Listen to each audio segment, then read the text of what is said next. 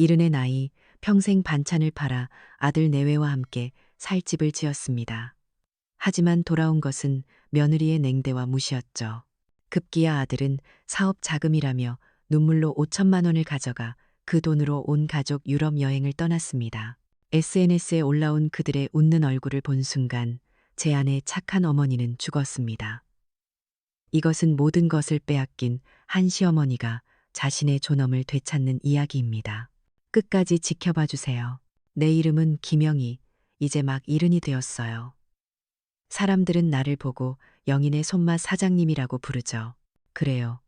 나는 30년 넘게 부산 자갈치 시장 안 귀퉁이에서 반찬 가게를 해왔어요. 내 인생이 담긴 곳이고 내 자부심이 깃든 곳이에요. 매일 새벽 4시면 눈이 번쩍 떠져요. 이건 습관을 넘어 내 몸의 일부가 된 것 같아요. 어스름한 새벽 공기를 가르며 시장으로 향하는 길은 언제나 마음이 설레죠. 수십 년을 다녀도 이 새벽 시장의 활기는 나를 젊어지게 만드는 것 같아요. 아짐에 오늘 물 좋네. 저 고등어 좀 보소. 눈이 살아있네 살아있어. 30년 단골 생선 가게 사장님이 나를 보고 씩 웃어요. 나도 따라 웃으며 대답하죠. 사장님 오늘 우리 아들 내외 들어오는 날이라 특별히 좋은 놈으로 챙겨주이소. 내 말에 사장님은 더 신이 나서 가장 실한 놈으로 골라줘요. 이게 바로 시장 인심이고 내가 수십 년간 이 짠내 나는 바닥을 떠나지 못하는 이유예요. 내 가게는 시장 골목 끝자락에 있어요. 영인의 손맛이라는 낡은 간판 아래 내 청춘이 고스란히 담겨 있죠. 그리고 그 가게 바로 위로 내 평생의 꿈이 솟아 있어요.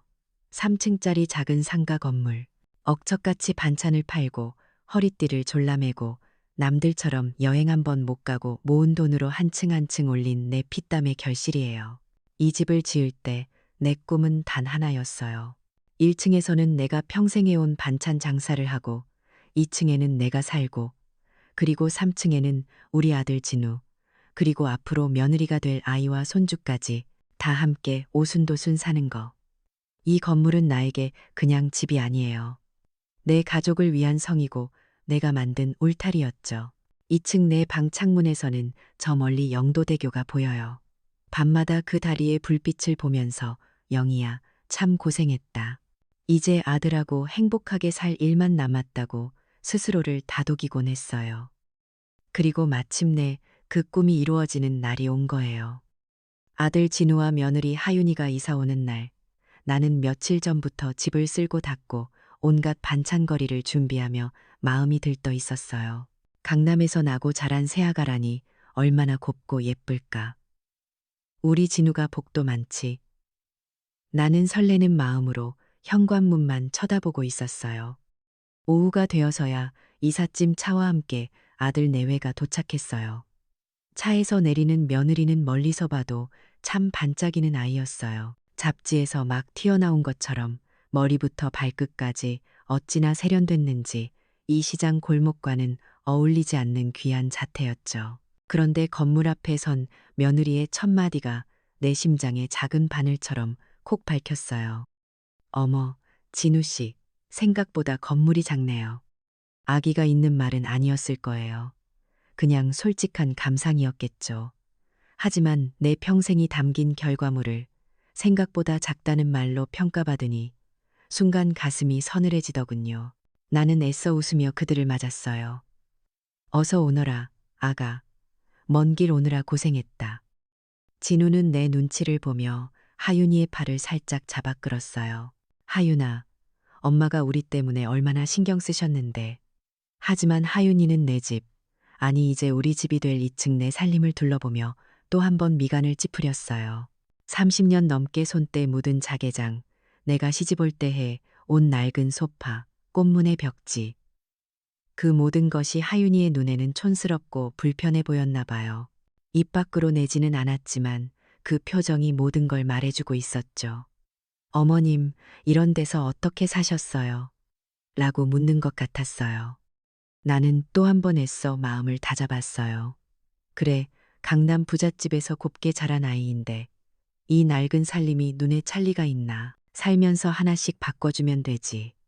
나는 내 아들의 아내를, 내 새로운 가족을 이해하고 품어주고 싶었어요. 내 평생의 꿈인 함께 사는 가족을 위해서라면 그 정도는 아무것도 아니라고 생각했죠. 그날 저녁 나는 내 모든 솜씨를 발휘해 진수성찬을 차렸어요. 아들이 제일 좋아하는 갈비찜부터 내가 직접 담근 각종 장아찌와 김치, 그리고 아침에 자갈치 시장에서 사온 싱싱한 생선으로 끓인 매운탕까지. 이건 단순한 저녁 식사가 아니었어요. 새로운 가족이 된 것을 환영하는 내 마음의 표현이었고, 이 엄마가 너희를 이렇게 아끼고 사랑한다는 무언의 약속이었죠. 하지만 식탁에 앉은 하윤이는 내가 차린 음식에는 별 관심이 없어 보였어요. 내 앞에서도 스마트폰을 손에서 놓지 않고 계속 무언가를 들여다보더군요. 진우가 눈치를 주자 마지못해 숟가락을 들었지만 깨작거리기만 할 뿐이었어요. 그러다 갑자기 스마트폰 화면을 진우에게 보여주며 속삭이더군요. 아마 해운대 어디쯤 있는 근사한 레스토랑 사진이었나 봐요. 그 순간 나는 투명인간이 된 기분이었어요. 내 정성과 노력은 그 반짝이는 화면 앞에서 아무런 힘도 없었죠. 그리고 식사가 거의 끝날 무렵 하윤이가 스마트폰 배달 앱을 아무렇지 않게 쓱 밀어 보이며 폭탄 같은 말을 던졌어요. 어머니, 음식 하시느라 힘드셨겠어요. 그런데 저희 입맛이 좀 까다로워서요. 다음부터는 그냥 저희한테 돈으로 주세요. 저희가 알아서 시켜 먹거나 나가서 사 먹을게요. 순간 내 머릿속이 하얘졌어요. 돈으로 달라니? 내 음식을?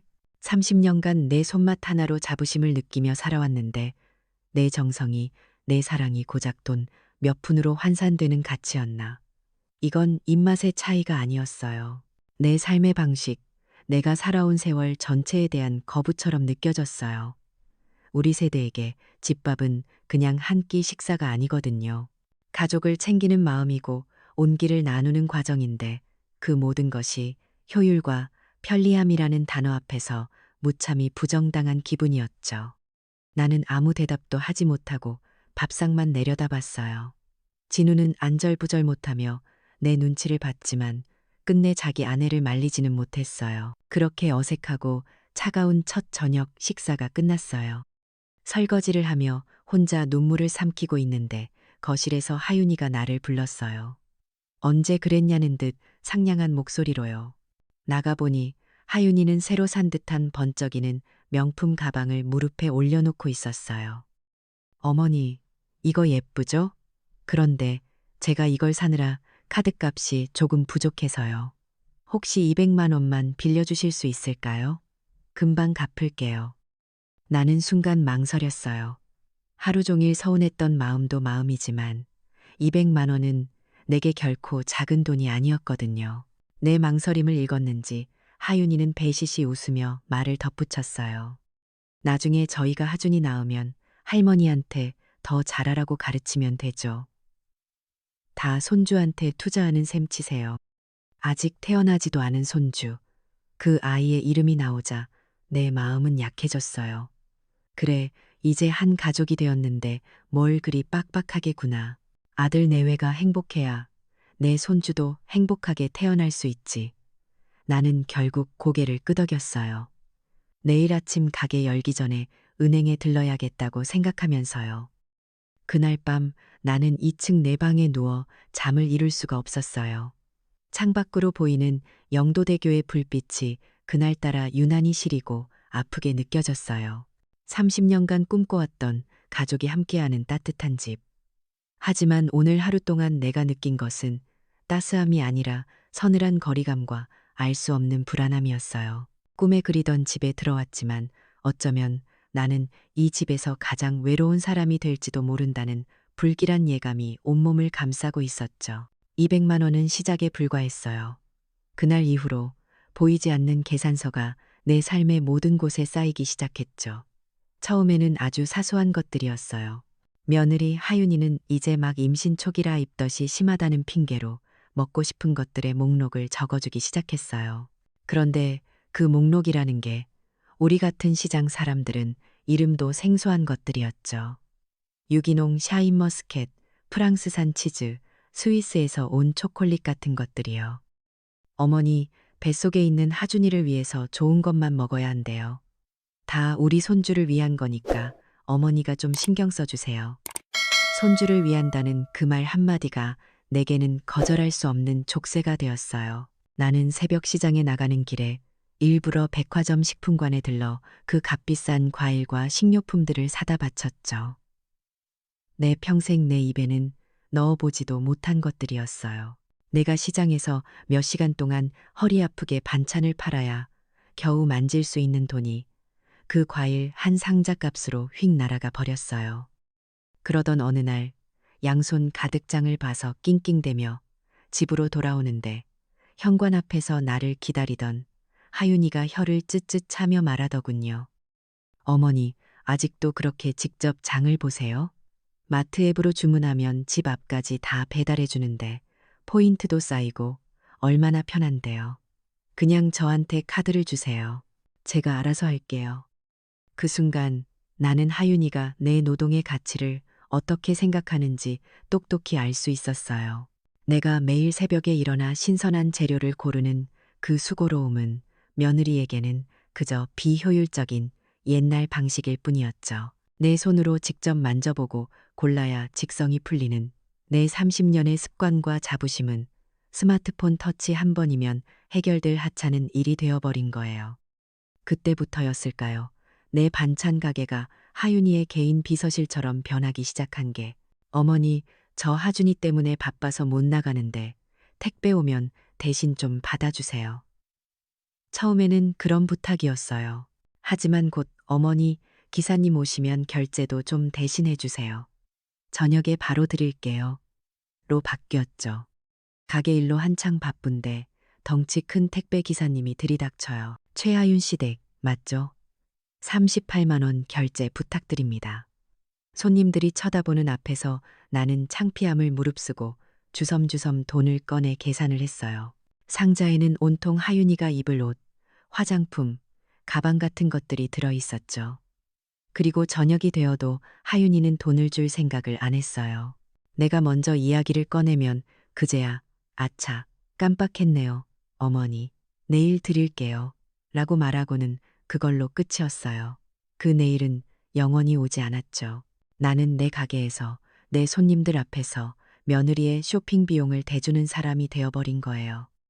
경제적인 압박보다 더 나를 힘들게 했던 건 눈에 보이지 않는 가치관의 전쟁이었어요. 특히 여름이 되자 그 갈등은 극에 달했죠. 3층에 사는 아들 내외는 하루 종일 에어컨을 빵빵하게 틀어놓았어요. 나는 평생 아끼는 게 몸에 밴 사람이라 2층 내 방에서는 선풍기 한 대로 여름을 나고 있었거든요. 가게에서도 손님들이 너무 덥다고 할 때만 잠깐씩 에어컨을 틀었죠. 아니나 다를까 그달 전기요금 고지서를 받아든 나는 내 눈을 의심했어요. 평소에 서너 배가 넘는 금액이 찍혀 있었거든요. 이건 아니다 싶어 나는 큰 마음을 먹고 아들 진우를 불렀어요. 조심스럽게 고지서를 보여주며 말했죠. 진우야, 우리가 조금만 신경 써서 아꼈으면 어떨까? 그런데 내 말이 끝나기도 전에 어디선가 나타난 하윤이가 고지서를 낚아채듯 가져가 보더니 코웃음을 치더군요. 어머니, 이걸 지금 아끼자고 하시는 거예요? 저희가 낮에 더워서 스트레스 받고 지치면 저녁에 진우 씨가 회사 일은 어떻게 하고 저는 하준이를 어떻게 잘 키우겠어요. 저희가 쾌적한 환경에서 잘 지내야 다 어머니 좋으라고 하는 거죠. 안 그래요? 나는 할 말을 잃었어요. 마치 내가 아들 내외의 성공과 손주의 건강을 방해하는 못된 시어머니가 된 기분이었죠. 내 집에서 내가 낸 돈으로 그들은 천국을 누리고 나는 땀을 뻘뻘 흘리며 부채질을 하면서도 죄인이 되어야 했어요. 내 절약은 그들의 행복 앞에서 이기적이고 낡은 가치관으로 전락해버렸죠. 그날 이후로 나는 공과금에 대해 단 한마디도 꺼내지 못했어요. 더 기가 막혔던 건 하윤이의 이중적인 태도였어요. 어느 날 계단을 오르다 우연히 3층에서 들려오는 하윤이의 통화 소리를 듣게 됐어요. 아마 해운대에 사는 친구와 이야기하는 모양이었죠. 응, 우리 시어머니? 건물주라니까. 나한테 얼마나 잘해주시는지 몰라. 용돈도 팍팍 주시고 내가 갖고 싶다는 건 다 사주시려고 해. 내가 전생에 나라를 구했나 봐. 나는 내 길을 의심했어요. 하지만 그 다음 순간 다른 친구와 통화하는 목소리는 180도 달랐어요. 아휴, 말도 마. 우리 시어머니는 돈 쓸 줄을 전혀 모르셔. 평생 시장에서만 사셔서 그런가? 내가 옆에서 관리해드리지 않으면 큰일 나. 그러니까 내가 피곤한 거야. 세상에, 하윤이는 밖에서는 나를 돈 많은 시어머니로 포장해 자신의 체면을 세우고 뒤에서는 세상 물정 모르는 늙은이로 만들며 자신의 착취를 정당화하고 있었던 거예요. 그런 하윤이의 연기는 동네 사람들에게도 이어졌어요. 이웃 박씨 할머니가 가게에 들러 내 수척해진 얼굴을 보고 걱정스레 물었어요. 영희 씨, 안색이 왜 이리 안 좋아? 아들 내외 들어오고 더 힘든 거 아니야? 내가 뭐라고 대답하기도 전에 마침 가게에 내려온 하윤이가 내 팔을 다정하게 감싸며 말했어요. 어머님, 제가 속상해요. 저희 때문에 일부러 더 아끼시고 고생하시잖아요. 저희 편하게 해주시려고 제가 더 잘해야 하는데 효부 노릇하기가 이렇게 힘드네요. 그러면서 눈시울까지 붉히는데 그 연기력에 박씨 할머니는 완전히 넘어가 버렸죠. 나는 그저 입을 다물 수밖에 없었어요. 며칠 뒤 박씨 할머니는 나를 따로 불러 조용히 말했어요. 자네는 참 복도 많아. 저렇게 속 깊고 착한 며느리를 얻어서 요즘 세상에 저런 애가 어디 있나. 자네가 좀 유난스럽게 아끼는 것 같아도 며느리가 다 이해해주니 얼마나 좋아. 그 말을 듣는 순간 나는 깨달았어요. 나는 이제 이 집뿐만 아니라 이 동네에서도 완전히 혼자가 되었구나. 내 고통을, 이 부당함을 누구에게도 말할 수 없게 되었구나. 한국 사회에서 체면이라는 게 얼마나 무서운 건지, 집안 흉은 밖에서 보는 게 아니다라는 말이 어떻게 피해자의 입을 막는지가 뼈저리게 느껴졌어요. 진실을 말하는 순간 나는 착한 며느리 괴롭히는 악독한 시어머니가 될 뿐이었죠. 가장 가까운 이웃마저 하윤이가 만들어낸 거짓 현실을 믿게 되면서 나는 보이지 않는 감옥에 갇힌 신세가 되었어요. 내 집이라는 감옥, 가족이라는 감옥, 그리고 이웃의 시선이라는 감옥이에요. 나는 그저 침묵하고 돈을 내어주고 무시당하는 역할에 충실해야만 했죠. 그게 내 꿈의 대가라면 너무나도 가혹했어요. 돈으로 시작된 균열은 이제 내 존재의 가장 깊은 곳을 파고들기 시작했어요. 며느리 하윤이는 이제 내 돈뿐만 아니라 내게서 가장 소중한 것을 빼앗으려고 작정했나 봐요. 바로 내 할머니라는 이름과 내 심장 같은 손주 하준이었죠. 그 아이는 내 삶의 이유이자 마지막 희망이었는데 하윤이는 그 희망의 끈을 아주 잔인한 방식으로 끊어내기 시작했어요. 모든 것은 아주 교묘하고 체계적으로 진행됐어요. 처음에는 그럴듯한 말로 시작했죠. 하준이가 막 걸음마를 떼고 나를 졸졸 따라다니기 시작했을 때 하윤이는 아이를 안아 올리며 말했어요. 하준아, 할머니는 가게 일 때문에 바쁘시니까 방해하면 안 돼요. 처음엔 나도 그 말이 맞다고 생각했어요. 내가 장사 준비로 분주할 때 아이가 곁에 있으면 다칠 수도 있으니까요. 하지만 그 말은 점점 독을 품기 시작했어요. 어느 날부터인가 하윤이는 하준이에게 대놓고 이렇게 말하기 시작하더군요. 할머니 몸에서는 기름 냄새나 하준이처럼 예쁜 옷 입고 할머니한테 안기면 옷의 냄새가 다 밴단 말이야.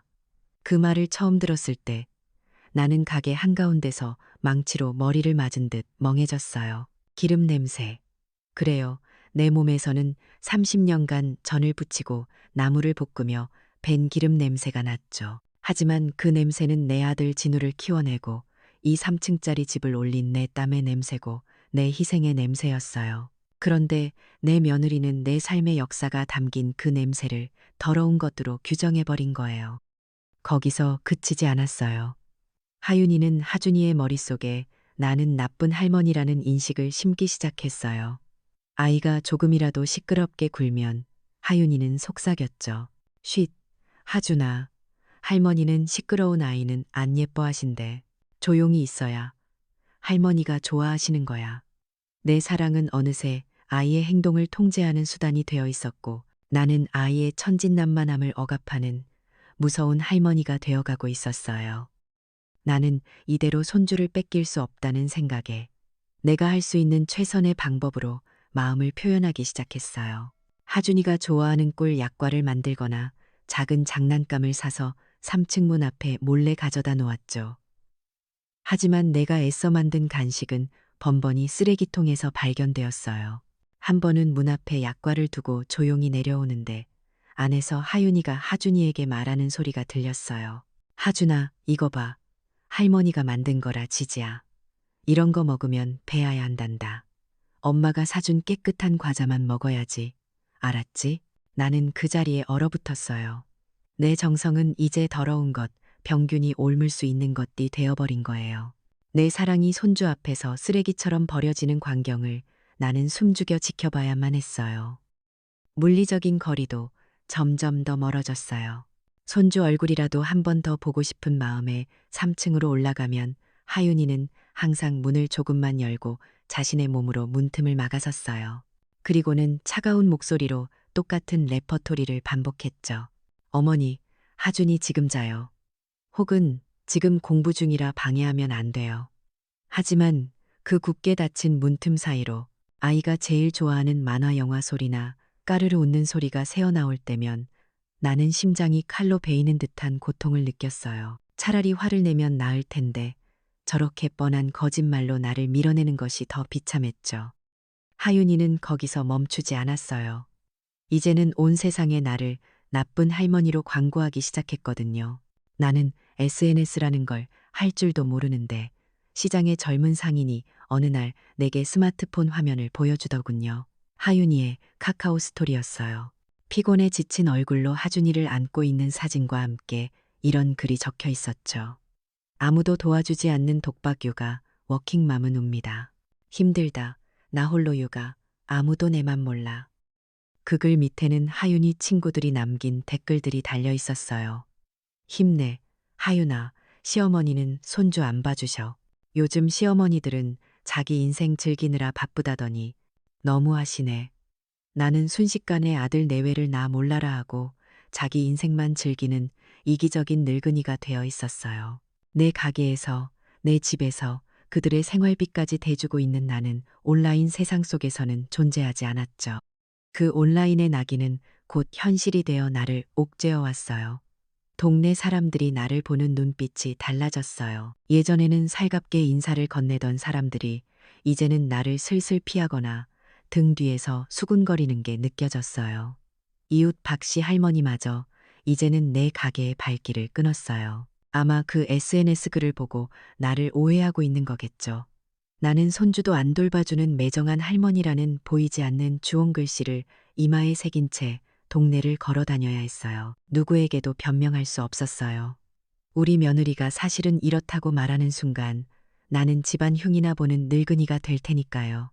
나는 완벽하게 고립되었어요. 그러던 어느 날 오후였어요.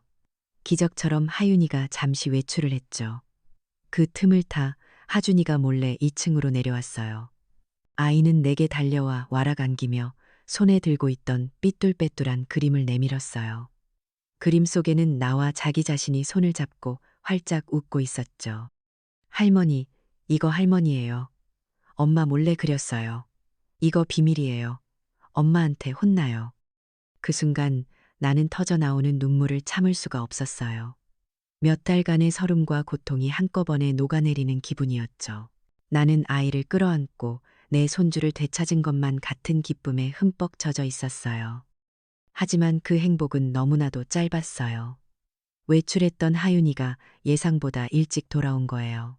현관문을 열고 들어오던 하윤이는 나와 하준이가 함께 있는 모습을 보고는 얼굴이 돌처럼 굳어졌어요. 그녀는 내 이름을 부르지도 하준이를 부르지도 않았어요. 그저 짐승이 으르렁거리는 듯한 소리로 아이의 이름을 내뱉었죠. 최하준. 하윤이는 광기 어린 사람처럼 달려와 내 품에 안겨있던 하준이의 팔을 거칠게 잡아챘어요. 마치 내가 무슨 더러운 병균이라서 아이가 오염되기라도 할 것처럼요. 하준이는 놀라서 자지러지게 울기 시작했어요. 하윤이는 우는 아이를 질질 끌고 3층으로 올라가며 내가 똑똑히 들으라는 듯 고래고래 소리를 질렀어요. 엄마가 할머니 귀찮게 하지 말랬지. 할머니는 너랑 노는 거 싫어하신단 말이야. 자꾸 말 안 들으면 할머니가 너 미워할 거야. 나는 그 자리에 못 박힌 듯 서서 아무것도 할 수 없었어요.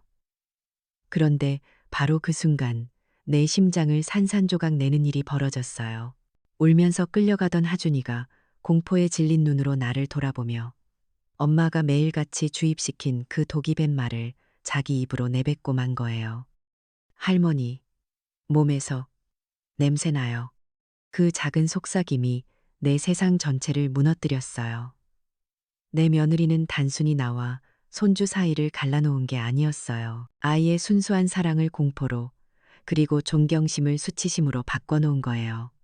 그녀가 이겼어요. 나는 내 집에서 내 손주에게 냄새나는 존재로 낙인 찍힌 채 그렇게 홀로 서 있었어요. 내 평생의 자부심이었던 그 기름 냄새가 그날따라 지독한 저주처럼 느껴졌어요. 손주 하준이가 내뱉은 그 냄새난다는 말은 내 세상의 마지막 불빛을 꺼버렸어요.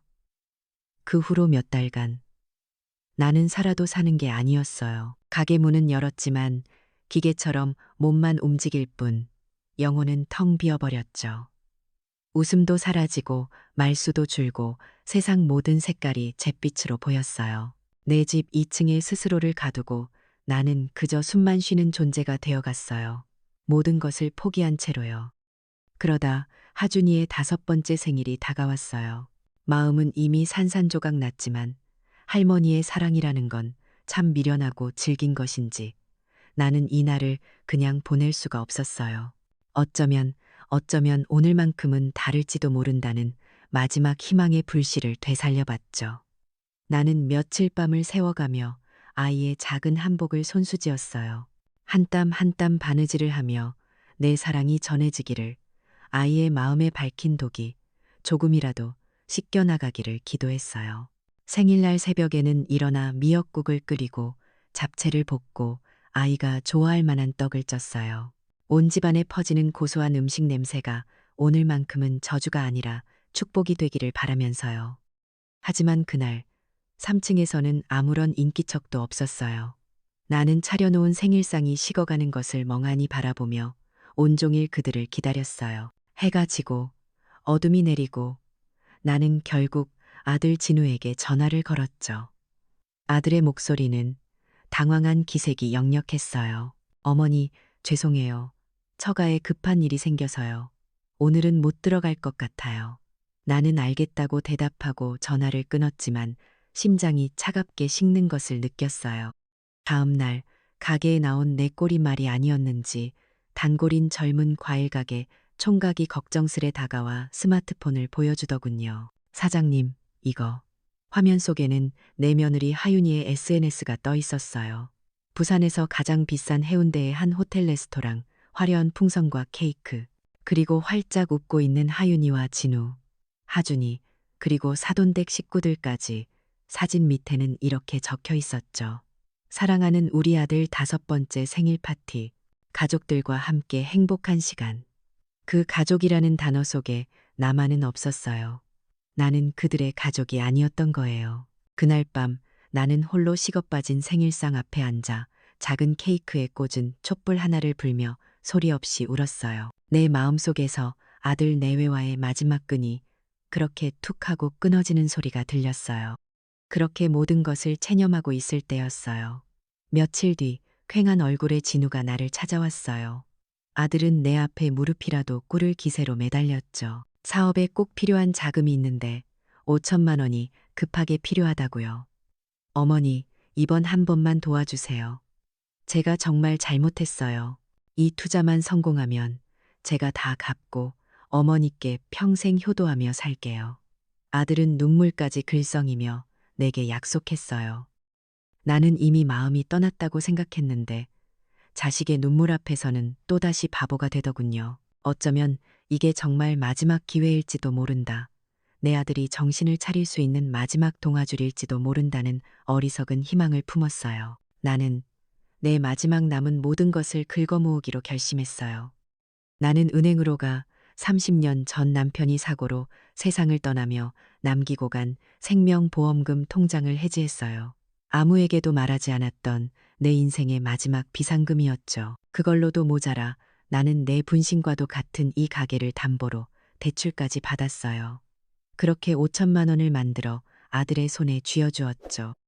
그렇게 내 모든 것을 내어주고 며칠 뒤 결국 일이 터지고야 말았어요.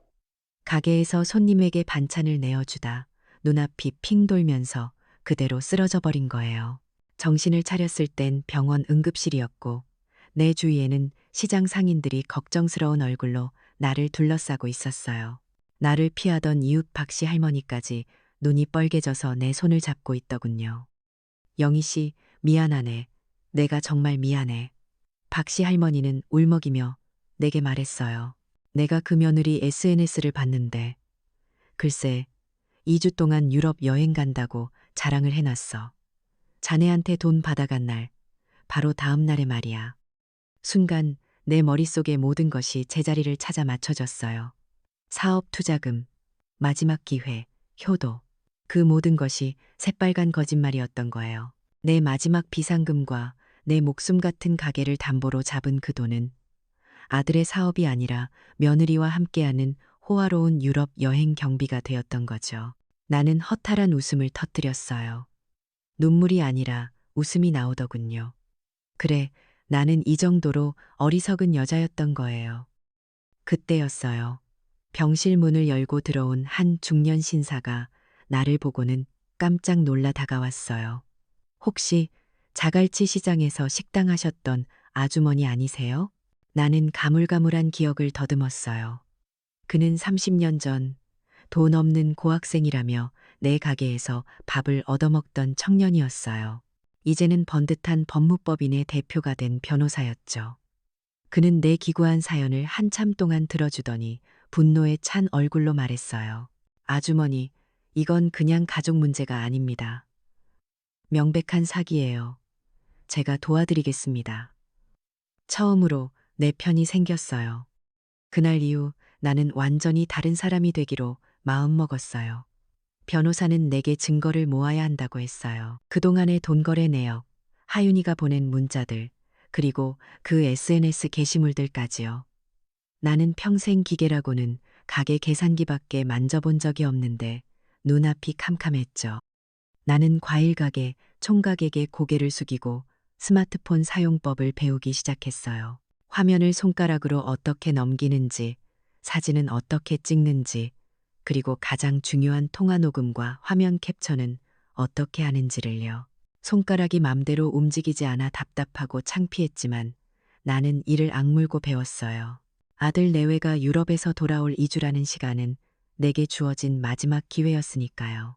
스마트폰은 더 이상 나를 고립시키는 벽이 아니라 내 무기가 되어가고 있었어요. 변호사의 조언에 따라 나는 내 이름으로 된 모든 재산을 정리해보기 시작했어요. 그리고 나는 나 자신도 잊고 있었던 사실을 발견하게 됐죠. 이 3층 건물은 시세가 올라 15억이 훌쩍 넘었고 남편의 보험금도 쓰고 남은 돈이 1억 가까이 있었어요. 그리고 가장 놀라웠던 건 서랍 깊숙한 곳에서 찾아낸 낡은 주식 증서였어요.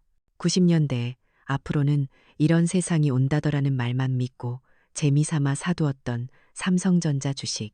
까맣게 잊고 있었던 그 주식이 이제는 5억 원이 넘는 거금이 되어 있었어요. 내 전 재산이 21억 원. 종이 위에 찍힌 그 숫자를 보는 순간 나는 눈물이 핑 돌았어요. 이건 그냥 돈이 아니었어요. 지난 세월 억척같이 살아온 내 삶에 대한 보상이었고 누구도 빼앗아갈 수 없는 나의 힘이었죠. 나는 더 이상 눈물 흘리는 피해자로 남지 않기로 결심했어요. 변호사에게 전화를 걸어 내 목소리로 또렷하게 말했죠. 변호사님, 이제 준비가 다 됐습니다. 그들이 돌아오면 시작합시다. 아들 내외가 유럽으로 떠난 2주 동안 내 세상은 폭풍전에 고여 그 자체였어요. 슬픔과 분노의 감정은 가라앉고 그 자리에는 차갑고 단단한 결심만이 남았죠. 나는 더 이상 눈물 흘리는 피해자가 아니었어요. 나는 내 인생의 주인이자 내 집의 주인이었고 이제 그 사실을 모두에게 증명해야만 했어요. 그들이 돌아오기로 한 날, 나는 평소보다 더 이른 새벽에 일어났어요. 하지만 불안해서가 아니었어요. 오히려 이상할 정도로 마음이 평온했죠. 나는 가게 문을 열고 평소처럼 나무를 묻히고 생선을 졸였어요. 모든 것이 똑같았지만 한 가지는 달랐어요. 내 허리는 꼿꼿이 펴져 있었고 내 눈빛에는 더 이상 그늘이 없었죠. 그날 아침 나는 변호사가 불러준 전문 이삿짐 센터를 통해 3층에 있던 아들 내외의 짐을 모두 밖으로 빼냈어요. 비싼 가구에 흠집 하나 나지 않도록 조심스럽게요. 그리고 현관 디지털 도어록의 비밀번호를 바꾸고 대문에는 변호사가 작성해준 무단 점유물 퇴거 통보서를 얌전히 붙여두었죠. 내 30년 꿈의 종착역이자 새로운 시작을 알리는 의식이었어요.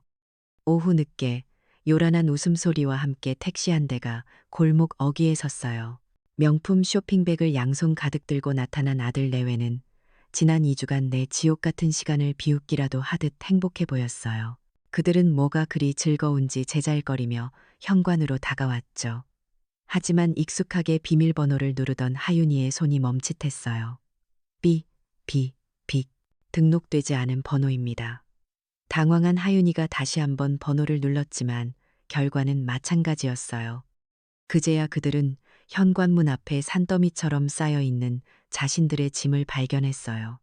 그리고 대문에 붙어 있는 하얀 법률 서류를 발견했죠. 하윤이의 얼굴이 순식간에 굳어지는가 싶더니 이내 붉게 달아올랐어요. 이게 다 뭐예요? 어머니, 지금 뭐 하시는 거예요? 미치셨어요? 며느리는 미친 사람처럼 고래고래 소리를 지르며 2층 창문을 향해 악을 썼어요. 아들 진우는 하얗게 질린 얼굴로 어쩔 줄 몰라 하며 내게 계속 전화를 걸었지만 나는 받지 않았어요. 그 소란에 동네 사람들이 하나둘씩 창문을 열고 밖을 내다보기 시작했죠. 소동이 절정에 달했을 때 나는 2층 현관문을 열고 밖으로 나갔어요. 혼자가 아니었죠. 내 옆에는 양복을 단정하게 차려입은 변호사가 함께였어요. 나는 수척했지만 더 이상 구부정하고 위축된 노인이 아니었어요. 나는 허리를 꼿꼿이 세우고 내 아들과 며느리의 눈을 똑바로 쳐다봤어요. 변호사가 먼저 입을 열었어요. 그의 목소리는 낮고 차분했지만 골목 전체에 울릴 만큼 단호했죠. 이 건물은 의뢰인 김영희 여사님의 단독 소유 재산입니다. 두 분은 김영희 여사님의 허락하에 거주해 왔으나 그 권리는 오늘부로 소멸되었음을 알립니다. 하윤이는 기가 막힌다는 듯이 웃으며 소리쳤어요. 기가 막혀서 우리가 누군데요. 이 집 아들이고 며느리예요. 어머니를 부양할 의무가 있고 이 집에 살 권리가 있다고요. 하윤이가 가족이라는 이름으로 나를 올가매려던 바로 그 순간 변호사는 준비해온 서류철을 열었어요. 그는 모든 증거를 보여주지는 않았지만 그 목록을 하나하나 읊었죠. 이진우 씨 계좌로 5천만 원이 입금된 바로 다음 날 유럽행 비행기 표와 파리 호텔이 결제된 내역. 최하윤 씨가 김영희 여사님께 돈을 요구하며 보낸 수십 통의 문자 메시지. 여사님을 냄새나는 노인이라 칭하며 폭언을 한 대화 녹음 파일. 그리고 SNS에 여사님을 무심한 시어머니로 매도하여 명예를 훼손한 게시물 캡처 자료들. 변호사는 하윤이를 똑바로 보며 말을 이었어요. 최하윤 씨, 지금 이 자료들은 부양받을 권리의 증거가 아니라 사기 및 명예훼손으로 당신을 고소할 증거입니다. 사면 초가에 몰린 하윤이가 마지막 발악을 했어요. 그녀는 자기 아들, 내 손주 하준이의 팔을 잡아 끌며 나를 향해 악을 썼죠. 좋아요. 이렇게 나오시겠다? 그럼 평생 손주 얼굴 볼 생각 마세요. 이 집 팔아서 우리 목반이라도 내놓지 않으면 하준이 그림자도 못 볼 줄 아시라고요. 그때였어요. 나는 조용히 앞으로 나섰어요. 그리고 희미하게 웃었죠. 연민이 담긴 웃음이었어요. 나는 준비해온 서류 한 장을 내밀었어요. 내 모든 자산이 정리된 목록이었죠. 그래? 그런데 너희가 몰랐던 게 있구나. 내 목소리는 떨리지 않았어요.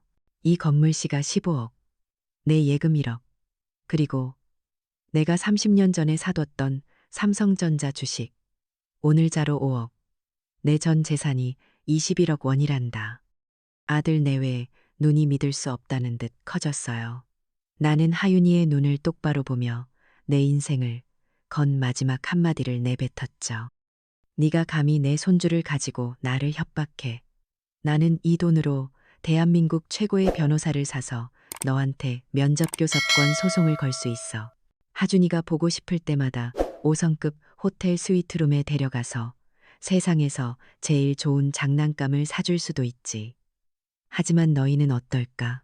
이제 내 돈 한 푼 없이 당장 다음 달 월세부터 걱정해야 할 텐데 말이야. 완벽한 역전이었어요. 권력 관계는 뒤집힌 게 아니라 아예 소멸해버렸죠. 하윤이의 얼굴에서 분노가 사라지고 경악과 공포가 그 자리를 대신했어요. 이 모든 소동은 구경거리가 되어 온 동네에 생중계되고 있었어요. 나를 오해했던 박씨 할머니도 시장 상인들도 모두 나와서 이 광경을 지켜보고 있었죠. 진실이 밝혀지는 순간 사람들의 경멸 어린 시선은 더 이상 나를 향하지 않았어요. 모든 손가락질은 내 아들과 며느리에게로 향했죠. 나는 무너졌던 내 체면을, 내 명예를 내 동네 사람들 앞에서 완벽하게 되찾은 거예요. 결국 아들 내외는 산더미 같은 짐과 사람들의 비난을 뒤로한 채 초라하게 골목을 떠났어요. 그들이 사라지자 시장 상인들이 내게 달려와 등을 두드려주며 잘했다고, 속이 다 시원하다고 외쳤어요. 이웃들은 미안했다며 고개를 숙였죠. 내 이야기는 입소문을 타고 지역 신문에까지 실렸어요. 노부모의 재산을 노리는 자식들에게 경종을 울린 한 어머니의 용기. 거창한 제목이었지만 틀린 말은 아니었죠. 몇 주 뒤 3층에는 젊고 예의 바른 초등학교 교사 부부가 새로운 세입자로 들어왔어요. 그들은 나를 볼 때마다 깍듯하게 인사했고 매달 월세를 정확한 날짜에 입금했죠. 집은 다시 조용해졌지만 그건 더 이상 나를 옥죄던 고독의 침묵이 아니었어요. 내 영혼이 되찾은 평화의 소리였어요. 나는 과일 가게 총각의 도움을 받아 영인의 손맛 온라인 주문 시스템을 만들고 영희 할매의 손맛일기라는 작은 유튜브 채널도 시작했어요. 내 집에서 나는 비로소 진정한 주인이 되어 새로운 삶을 시작하고 있었죠. 아들 내외를 내보내고 난 다음 날 아침, 나는 이상한 공허감에 눈을 떴어요.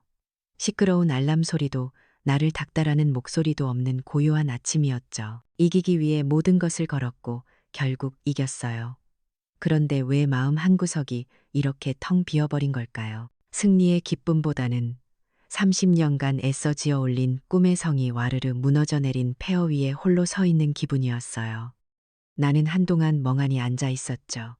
그래, 이건 내 꿈의 장례식이었어요. 시끄럽고 지독했던, 그러나 버릴 수 없었던 내 미련한 꿈의 마지막이었죠. 몇 달이 흘렀어요. 시장 사람들을 통해 아들 내외의 소식을 간간히 들을 수 있었죠. 그 호화롭던 며느리는 돈줄이 끊기고 사회적인 망신까지 당하자 모든 것을 내 아들 진우 탓으로 돌리고 손주를 데리고 친정으로 가버렸다고 해요. 나는 그 소식을 듣고도 아무런 감정이 들지 않았어요. 그저 그럴 줄 알았다는 씁쓸함 뿐이었죠. 내 아들의 망가진 삶이 안타까웠지만 그건 그 아이가 스스로 선택한 길의 결과였으니까요. 그러던 어느 늦은 오후였어요. 가게 문을 닫으려는데 저만치 길 건너편에 웬 낯익은 남자가 서 있었어요. 몇 달 사이에 반쪽이 된 얼굴, 덥수룩한 수염, 축 처진 어깨. 내 아들 진우였죠. 아들은 가게 안으로 들어오지도 못하고 그저 멀찍이 서서 한참 동안 나를 바라보다가 말없이 사라졌어요. 그런 날이 며칠이고 반복되었죠. 마침내 하루는 진우가 용기를 내어 가게 안으로 들어왔어요. 그리고는 고개를 푹 숙인 채 모기만 한 목소리로 주문했죠. 어머니, 김치찌개 하나만 주세요. 나는 아무 말 없이 어릴 적 그 아이가 제일 좋아했던 돼지고기를 듬뿍 넣은 김치찌개를 끓여내 주었어요. 아들은 숟가락을 들고 한참을 망설이더니 이내 밥 위에 벌건 국물을 적셔 한 입 더 넣었어요. 그리고는 아이처럼 소리 없이 눈물을 뚝뚝 흘리기 시작했어요. 한참을 울며 밥을 먹던 아들이 마침내 고개를 들어 나를 보며 말했어요. 어머니, 제가 다 잘못했습니다. 나는 그 사과를 기다렸지만 막상 들은 이 마음이 복잡했어요. 용서라는 단어는 너무 무거웠죠. 나는 대답 대신 조용히 일어나 계란말이 한 접시를 새로 부쳐 아들의 밥 위에 올려주었어요. 어릴 적 시험을 망치고 돌아온 아들에게 아무것도 묻지 않고 해주었던 것처럼요. 그건 용서가 아니었어요. 그럼에도 불구하고 나는 아직 네 엄마라는 서툴고 아픈 나의 방식이었죠. 내 이야기는 생각보다 멀리 퍼져나갔어요. 어느 날 웬 번듯한 신사 한 분이 가게로 찾아왔는데 지역 구의원이라고 하더군요. 내 사연을 듣고 깊은 감명을 받았다며 구청에서 주관하는 어르신 금융사기 예방 캠페인의 홍보대사가 되어달라고 부탁했어요. 나는 손사래를 쳤지만 나의 아픈 경험이 다른 누군가에게는 예방주사가 될 수 있다는 말에 마음이 움직였어요. 나는 동네 복지관 강당에 서서 내 이야기를 담담하게 풀어놓았어요. 분노나 원망이 아닌 한 사람의 경험으로써요. 가족이라는 이름 뒤에 숨은 위험, 체면 때문에 말하지 못했던 고통에 대해 이야기하자 객석에 앉아있던 많은 어르신들이 고개를 끄덕이며 눈물을 훔쳤죠. 그날 이후 내 반찬 가게 영인의 손맛은 조금 특별한 공간이 되었어요. 단순히 반찬을 파는 곳을 넘어 비슷한 아픔을 가진 동네 어르신들이 모여 서로의 이야기를 나누고 위로하고 정보를 교환하는 따뜻한 사랑방이 되었거든요. 나는 부서진 꿈의 자리에서 새로운 공동체라는 또 다른 가족을 얻고 있었어요. 가게에는 작은 변화가 생기기 시작했어요. 진우가 매일같이 가게로 나와 묵묵히 일을 돕기 시작한 거예요. 아들은 돈을 달라는 말도 다시 합치자는 말도 하지 않았어요. 그저 새벽같이 나와 무거운 짐을 나르고 저녁 늦게까지 가게 청소를 하며 자신의 잘못을 행동으로 갚아나갔죠. 어느 날 아들은 내가 온라인 주문 때문에 쩔쩔매는 것을 보고는 자신의 스마트폰으로 멋진 사진을 찍어 근사한 온라인 스토어를 만들어 주었어요. 내가 평생 지켜온 전통의 손맛과 아들의 현대적인 기술이 비로소 서로를 존중하며 하나가 되는 순간이었죠. 주말이 되자 진우는 조심스럽게 하준이를 데리고 가게에 나타났어요. 몇 달 만에 보는 내 손주는 훌쩍 커 있었죠. 아이는 처음엔 내 눈치를 보며 엄마 뒤에 숨었지만 나는 다그치지 않고 가만히 기다려 주었어요. 그리고는 아무 말 없이 갓 구워낸 따뜻한 꿀약과 하나를 손에 쥐어 주었죠. 하준이는 약과를 한 입 베어 물더니 동그래진 눈으로 나를 올려다보며 환하게 웃었어요. 할머니, 이거 진짜 맛있어요. 할머니한테서는 달콤하고 맛있는 냄새가 나요. 그 한마디에 내 심장을 옥죄던 마지막 가시가 스르르 녹아내렸어요. 기름 냄새라는 저주는 맛있는 냄새라는 축복으로 바뀌어 내 모든 상처를 치유해 주었죠. 그리고 다시 1년이 흘러 나의 71번째 생일날이었어요. 내 작은 반찬 가게 안에서 조촐한 생일 파티가 열렸어요. 3층에 사는 다정한 교사 부부도 이제는 가족보다 더 끈끈해진 시장 상인들도 그리고 내 곁을 든든하게 지켜준 변호사도 함께였죠. 작은 테이블 저편에는 이제 제법 건강을 되찾은 아들 진우와 내 무릎에 앉아 제잘거리는 손주 하준이가 있었어요. 나는 촛불을 끄며 생각했어요. 내가 30년간 꿈꿔왔던 완벽한 가족의 그림은 산산조각 났지만 나는 그 폐허 속에서 더 소중한 것들을 발견했다고. 잃어버렸던 나 자신과 나의 존엄성, 그리고 따뜻한 이웃이라는 새로운 울타리를요. 진짜 가족이란 피로 맺어지는 것이 아니라 서로의 시간과 노력을 존중해주는 마음으로 매일같이 새로 만들어가는 것이라는 걸 나는 이제야 알게 되었어요. 가게 안을 가득 채운 사람들의 따뜻한 웃음소리를 들으며 나는 내 인생에서 가장 평온한 미소를 지었어요. 김영희 씨의 이야기를 보면 진짜 가족은 혈연이 아니라 서로를 존중하는 마음에서 시작된다는 걸 깨닫게 돼요. 때로는 가장 가까운 이에게 가장 큰 용기가 필요하죠. 무조건적인 희생이 아닌 서로의 존엄성을 지켜주는 것이야말로 진정한 사랑이니까요.